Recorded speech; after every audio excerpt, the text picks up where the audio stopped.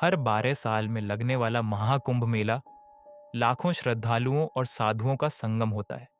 लेकिन इस भीड़ भाड़ और भक्ति के माहौल के पीछे कई रहस्यमयी और भूतिया कहानियां भी छिपी होती हैं।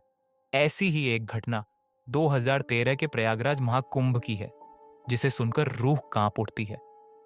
रात का अजीबोगरीब हादसा 2013 का कुंभ अपने चरम पर था। गंगा किनारे दूर दूर से आए साधु संत अपने शिविरों में ठहरे थे। इन्हीं में अजय, बदला हुआ नाम नाम का एक युवक भी था, जो पहली बार महाकुंभ देखने आया था। उसे साधुओं और अघोरियों की दुनिया बहुत रोमांचक लगती थी। एक रात उत्सुकतावश वह गंगा किनारे एक सुनसान इलाके में चला गया, जहां सिर्फ कुछ तांत्रिक और नागा साधु मौजूद थे। वहां उसने देखा कि कुछ साधु एक जलती हुई चिता के चारों ओर बैठे थे और अजीब सी सिद्धियां कर रहे थे। अचानक उनमें से एक ने अजय को देखा और इशारे से बुलाया। चिता से उठती छाया डरते डरते अजय उनके पास गया।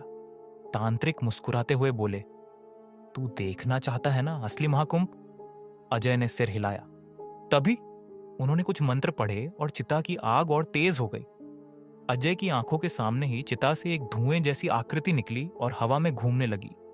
वह आकृति धीरे धीरे इंसान के आकार में बदल गई।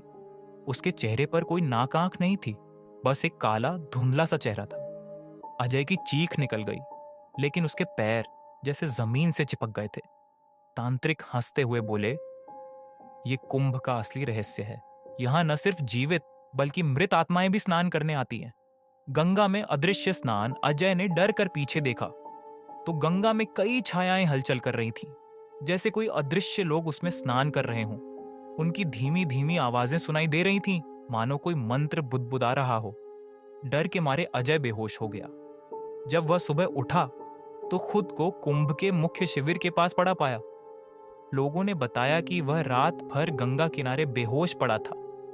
अजय आज भी उस रात को याद कर कांप उठता है। वह कहता है, महाकुंभ सिर्फ साधुओं और श्रद्धालुओं का मेला नहीं, बल्कि ये उन आत्माओं का भी संगम है जो मुक्ति की तलाश में भटक रही हैं। निष्कर्ष, ऐसी अनगिनत कहानियां महाकुंभ से जुड़ी हैं। कहते हैं, गंगा सिर्फ जीवितों को ही नहीं, बल्कि मृत आत्माओं को भी बुलाती है।